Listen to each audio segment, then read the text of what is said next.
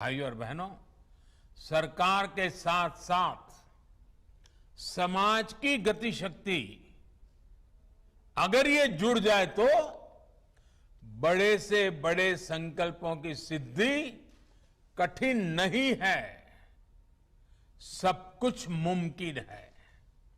और इसलिए आज जरूरी है कि जब भी हम कोई काम करें तो ये जरूर सोचें कि उसका हमारे व्यापक राष्ट्रीय लक्ष्यों पर क्या असर पड़ेगा।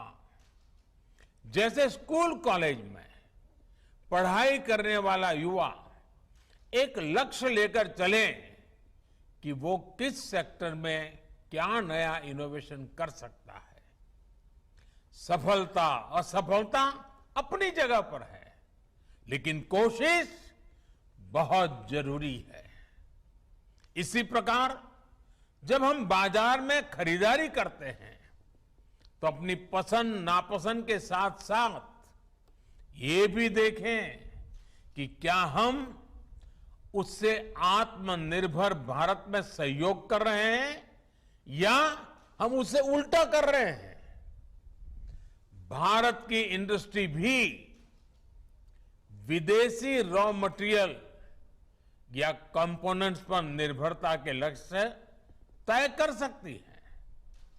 हमारे किसान भी देश की आवश्यकताओं के अनुसार नई खेती और नई फसलों को अपनाकर आत्मनिर्भर भारत में भागीदारी मजबूत कर सकते हैं।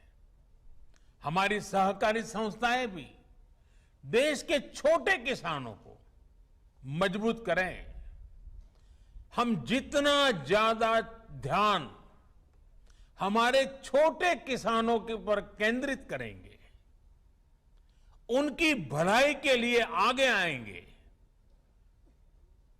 गांव के अत्यंत दूर दूर के स्थानों तक हम एक नया विश्वास पैदा कर पाएंगे।